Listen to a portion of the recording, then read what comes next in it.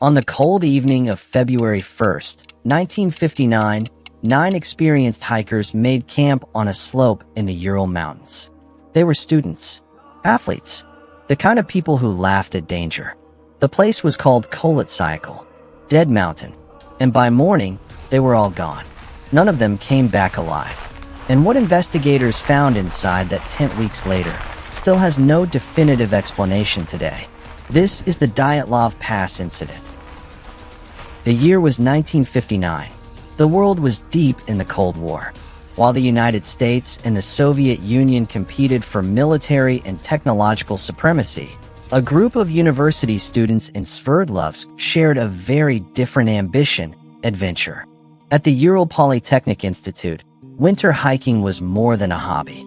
It was one of the toughest challenges a student could undertake, demanding endurance, navigation skills, and teamwork in some of the harshest conditions on Earth. Leading the expedition was 23-year-old Igor Dyatlov, a calm and methodical radio engineering student known for his careful planning. If anyone could guide a team safely through the northern Urals, it was him. Joining Igor were 8 experienced hikers. There was the cheerful Zenaida Kolmogorova, the determined diarist Ludmila Luda Dubinina, the resilient Rustam Slobodin, the analytical Alexander Kolevatov, and Semyon Zolotaryov, a decorated World War II veteran. Completing the team were Yuri Doroshenko, Yuri Krivonischenko, and the athletic Nikolai Thibault-Brignol. Together, they formed one of the Institute's strongest hiking teams. They had the training, the experience, and the confidence to conquer one of the Soviet Union's most demanding winter routes. None of them knew the mountains would become their final destination. Interestingly, the expedition was originally supposed to have 10 members. One student, Yuri Yudin, joined the group as they began their journey. He laughed with the others, shared meals, helped carry supplies. Everything seemed normal. But just a few days into the expedition, disaster almost struck, not on the mountain, but inside his own body. Yudin suffered severe pain caused by chronic joint and back problems. The harsh terrain made every step unbearable.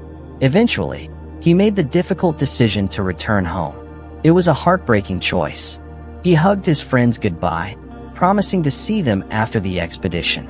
As he watched them disappear into the snowy wilderness, he had no idea he would become the only member of the group to survive. For decades afterward, Yuri Yudin carried the weight of that farewell. He would later tell interviewers that not a single day passed without thinking about the friends he left behind. He became the last person ever to see all 9 hikers alive. Mountains. The remaining 9 hikers pressed onward. At first, the journey was everything they had hoped for. They skied across frozen rivers, laughed as they struggled through deep snow, took photographs of each other joking around camp. Their cameras captured ordinary moments that, in hindsight, became haunting. Someone smiling, someone adjusting skis, someone cooking dinner, just young people enjoying an adventure. They also kept diaries. Reading them today is almost surreal. There is no fear, no sign that anything is wrong. Instead, there are jokes about the weather, comments about tired muscles, excitement about reaching the next destination.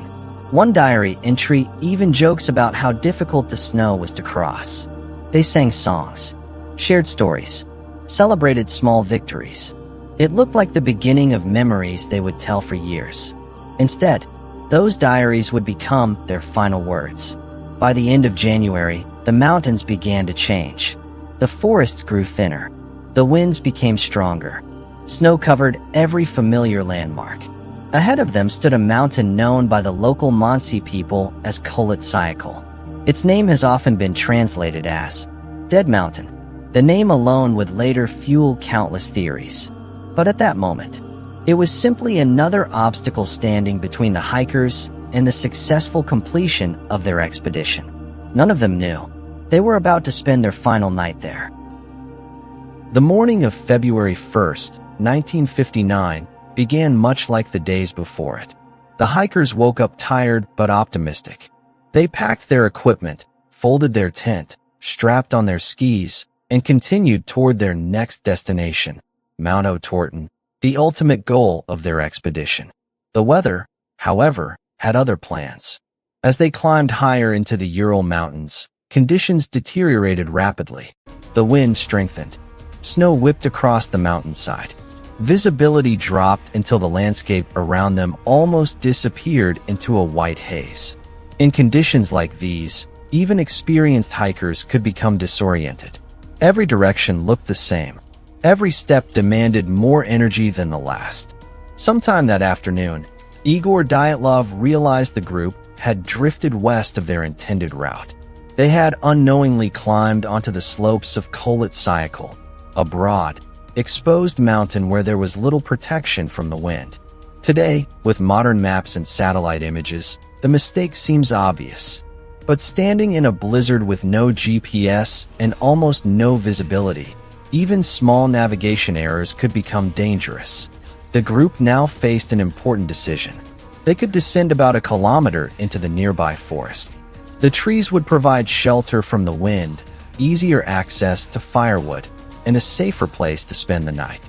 Or they could remain on the mountainside, pitch their tent where they were, and continue their journey early the next morning without losing altitude. No one knows exactly why Igor chose the second option. Some historians believe he wanted to practice camping in difficult conditions as part of the team's advanced hiking certification. Others think darkness and worsening weather made descending into the forest too risky. Whatever the reason, that decision would become one of the most debated moments in the entire mystery. As daylight faded, the hikers began setting up camp. Working together, they dug into the snow to create a flat platform for their tent. The job wasn't easy. The mountainside was steep. The wind constantly erased the work they had already done. Eventually, they secured the tent using skis and poles. Inside, space was incredibly limited. 9 people, sleeping bags laid side by side, backpacks stacked carefully, boots lined up near the entrance. Outside, the temperature continued to fall. Inside, the atmosphere remained surprisingly cheerful. Their cameras captured some of the final moments of the expedition. One photograph shows members of the group working against the wind as snow blows across the mountain. Another appears to show someone helping raise the tent in the fading light. These are among the last confirmed photographs ever taken by the hikers. No one knows exactly what they talked about that evening. Perhaps they joked about the weather. Perhaps they discussed tomorrow's climb. Maybe they simply ate dinner and prepared for sleep after another exhausting day. Their diaries suggest they had no reason to believe they were in immediate danger. Nothing indicated that this night would be any different from the others. At some point after darkness fell, the camera stopped taking pictures. The diaries ended. The mountain fell silent.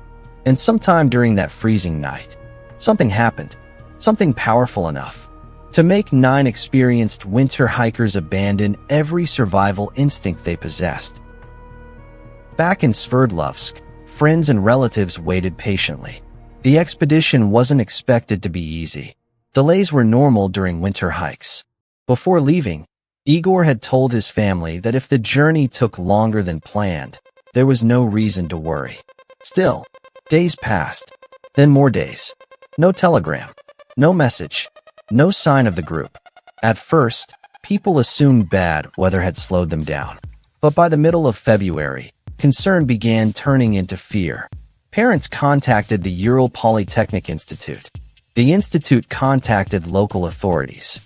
Soon, volunteers organized search parties. Students, teachers, experienced mountaineers. Later, police and military personnel joined the search. Aircraft flew over the snow-covered mountains looking for any sign of movement.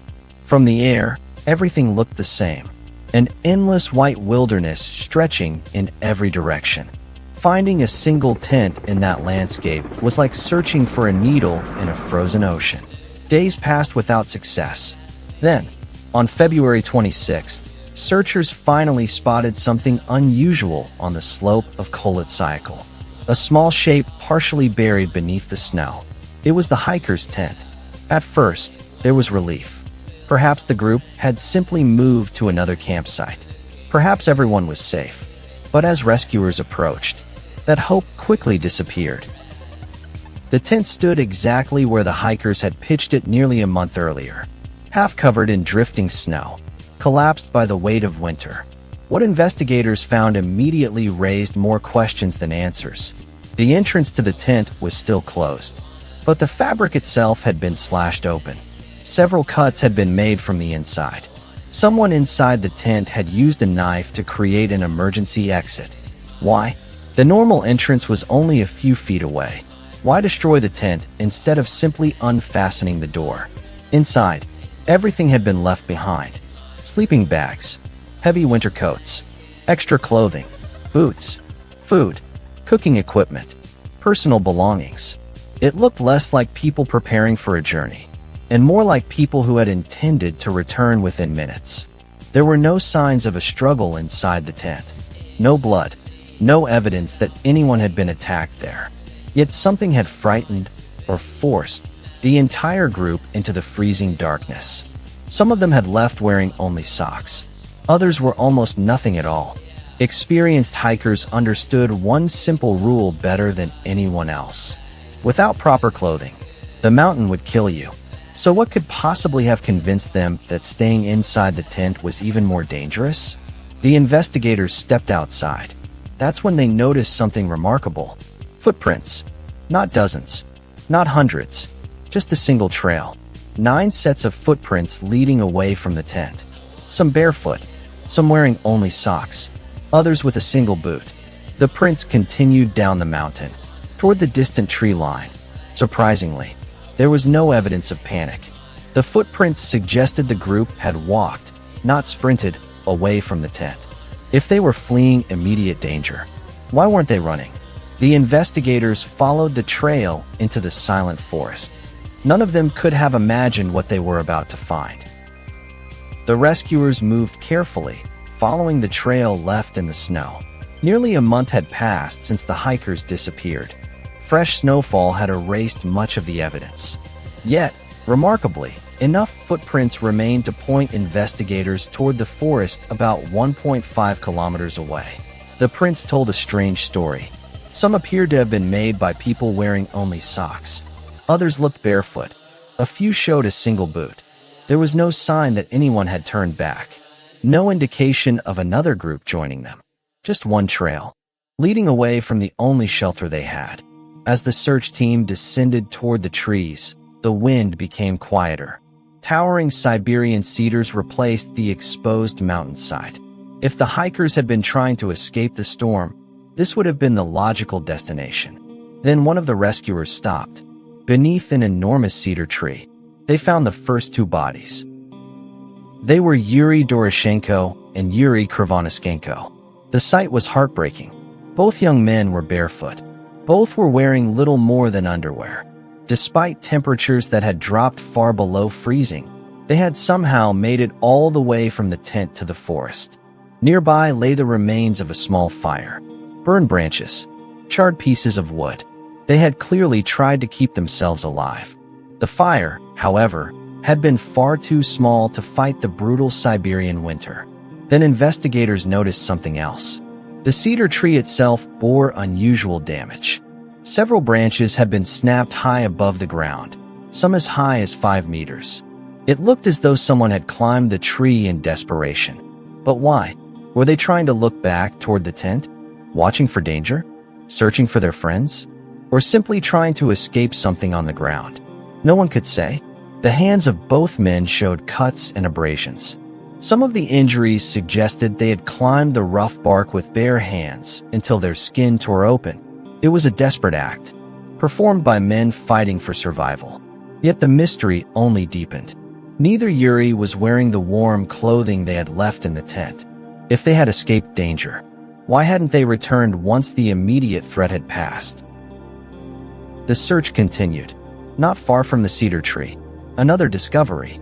Lying face down in the snow was Igor Dyatlov, the leader of the expedition.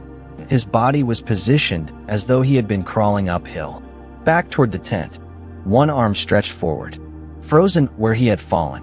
It appeared he had almost reached safety, but not quite. Several hundred meters farther uphill, rescuers found Zinaida Kolmogorova, then Rustam Slobodin. The three bodies formed an almost straight line between the cedar tree and the campsite. It looked as though they had separated from the others and attempted the impossible, to fight their way back through darkness, through hurricane-force winds, toward the tent they had abandoned. They never made it. The first autopsies concluded that these 5 hikers had died primarily from hypothermia. Some had minor injuries, cuts, bruises, and scrapes consistent with falls on ice or attempts to move through rough terrain. Rustam also had a small fracture to his skull, but medical examiners concluded it was not severe enough to have caused his death. At first glance, the tragedy appeared straightforward. A group caught in a terrible winter storm. But investigators still couldn't answer the most important question. Why had they left the tent in the first place? And where were the remaining 4 hikers? Winter slowly gave way to spring. Snow that had buried the mountains for months finally began to melt. Search teams returned. This time, they expanded the search deeper into the forest. On May 4, 1959, more than 2 months after the first discoveries, they found the last 4 members of the expedition. The location was startling. The bodies lay inside a ravine beneath approximately 4 meters of compacted snow. Unlike the first 5 hikers, these 4 appeared to have worked together.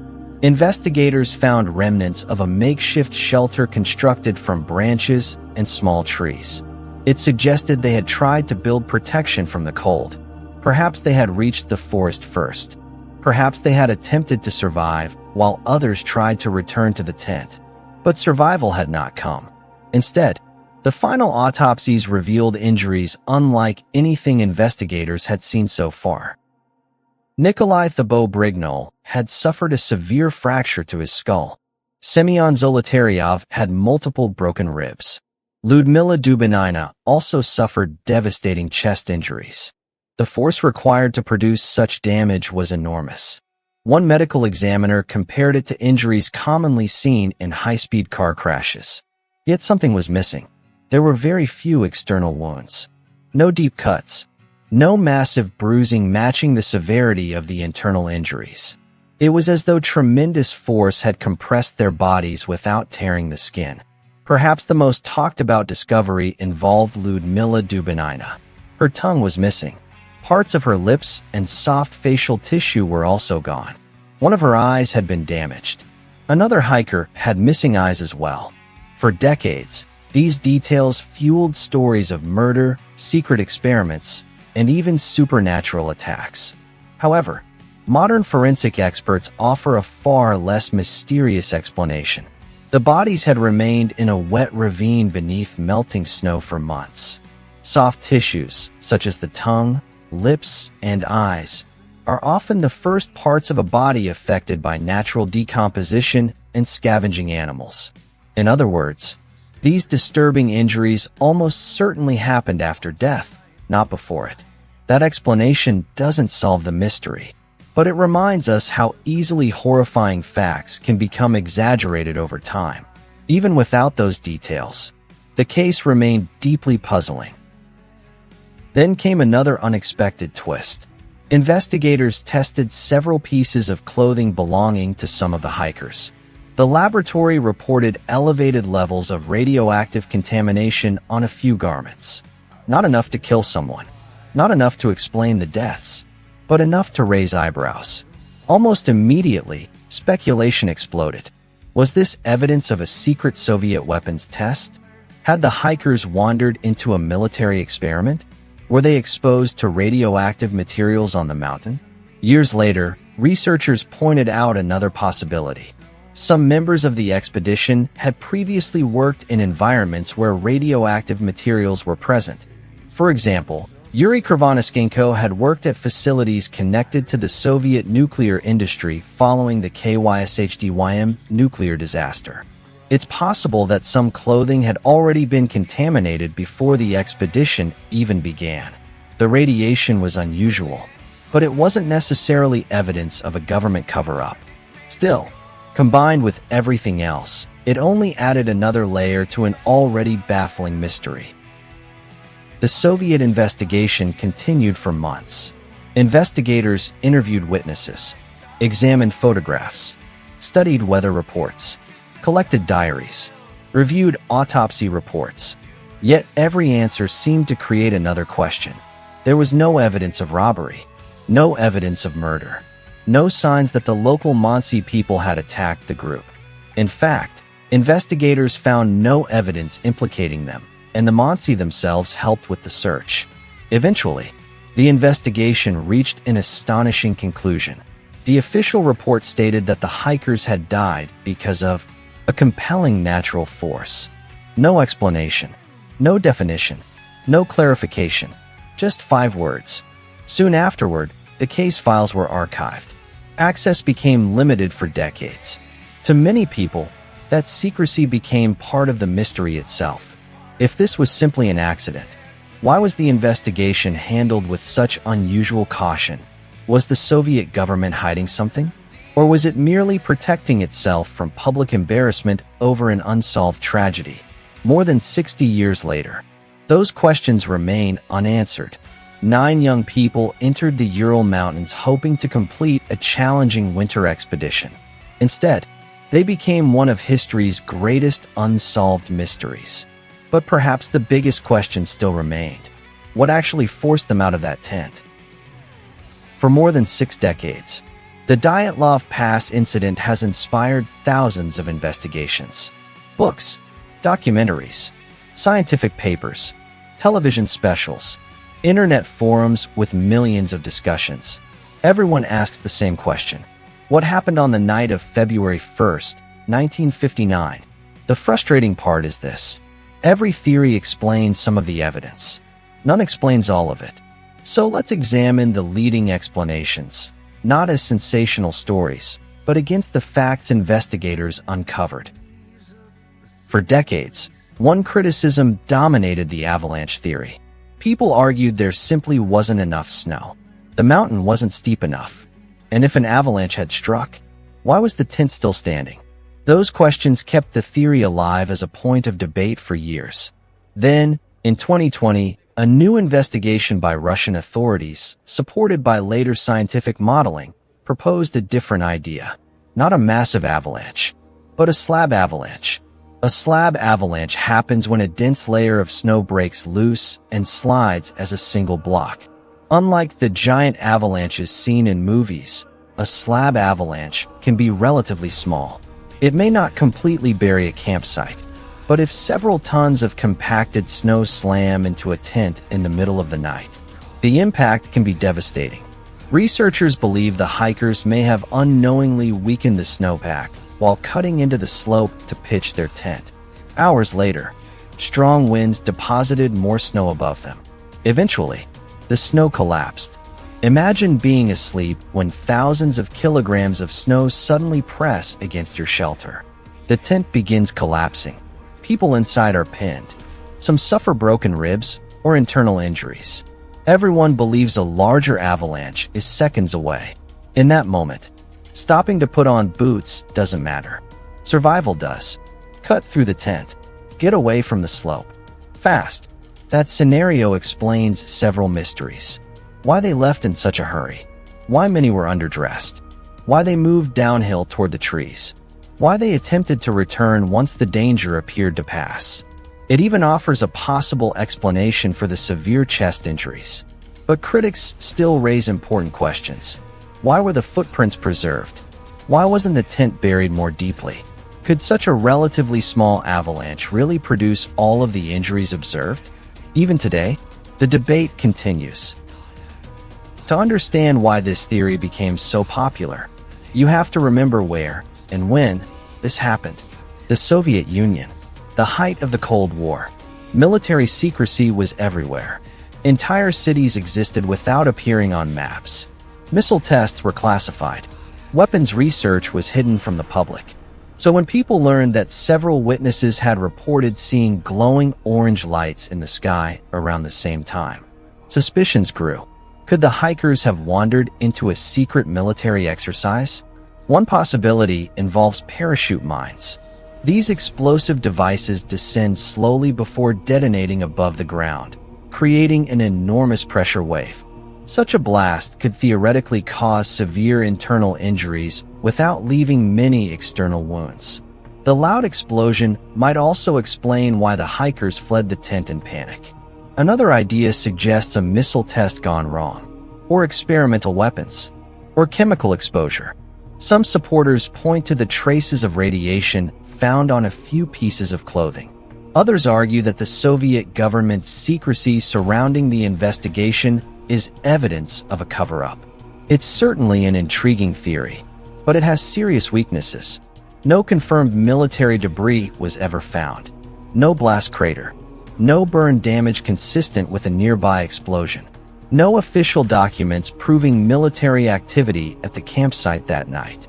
And after the collapse of the Soviet Union, when many government archives became accessible, no definitive evidence emerged connecting the hikers' deaths to secret weapons testing. Could classified information still exist? It's possible, but after decades of investigation, there is still no concrete proof. Sometimes, nature doesn't need monsters to become terrifying. Scientists studying the geography of Kholat Syakhl noticed something unusual. Under very specific wind conditions, mountains can produce powerful low-frequency sound waves known as infrasound.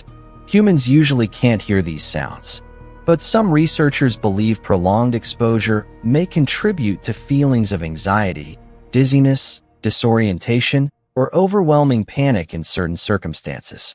One hypothesis suggests that unusual wind patterns around the mountain generated infrasound strong enough to trigger irrational fear. The hikers, overwhelmed by panic they couldn't explain, abandoned their tent. As they moved farther downhill, the effect disappeared. But by then, it was too late. They had already left behind the equipment they needed to survive. It's an interesting psychological explanation, but there is very little direct evidence that infrasound alone can cause a coordinated group of experienced hikers to make such extreme decisions. And it does nothing to explain the severe physical injuries suffered by the final 4 victims. Early investigators briefly considered whether the hikers had been attacked, perhaps escaped prisoners, perhaps bandits, perhaps the local Mansi people. But evidence quickly ruled most of these possibilities out. There were no signs of another group's footprints, no defensive wounds consistent with a prolonged fight, no stolen equipment, no indication that valuables had been taken. The Mansi people themselves cooperated with the search and had no known motive to harm the hikers. Today, very few serious investigators believe another group of people was responsible. Of course, no mystery this famous escapes the imagination. Over the years, Dyatlov Pass has attracted countless extraordinary explanations. Some believe the hikers encountered a Yeti. Others suggest aliens. Some claim portals, supernatural forces, or even time travel. These stories thrive because the case contains so many unanswered questions. But despite their popularity, there is no credible evidence supporting any of these claims. Sometimes the unknown invites our imagination to fill in the gaps. That doesn't make those answers true. More than 60 years later, the mountain keeps its secrets. Perhaps there wasn't one single cause. Perhaps several unfortunate events happened in rapid succession. Imagine this sequence. A slab of snow damages the tent. The hikers believe a larger collapse is imminent. They cut their way out and move quickly downhill toward the safety of the forest. There, they attempt to build a fire. Some try to return to the tent for supplies. They collapse from hypothermia before reaching it. The remaining hikers construct a snow shelter in the ravine. At some point, the shelter collapses, or they fall into the ravine beneath deep snow, causing devastating internal injuries. One by one, the mountain claims every member of the expedition. It's a tragic explanation, not a supernatural one, not a conspiracy, just a chain of terrible decisions made under unimaginable pressure. And yet, we cannot say with complete certainty that this is exactly what happened, because no one survived to tell the story. Today, The place where the hikers died bears a new name, Dyatlov Pass, named after the young leader who never came home. Every year, hikers from around the world travel to the remote Ural Mountains, not to chase ghosts, but to pay tribute to 9 ordinary people whose final expedition became extraordinary. Memorials have been erected. Their families spent decades searching for answers. Researchers continue to analyze weather data, photographs, terrain models, and declassified documents. The story refuses to fade because it speaks to something deeply human. Our desire to understand, to find meaning, to believe every mystery has an answer waiting to be discovered. Perhaps someday, new evidence will emerge. Perhaps the mountain will finally surrender its secret. Or perhaps the truth disappeared forever on that freezing February night. 9 hikers climbed into the Ural Mountains seeking adventure. Instead, they became one of history's most haunting mysteries. And somewhere beneath the endless snow, the wind still whispers across Kolit Cycle, as if it remembers.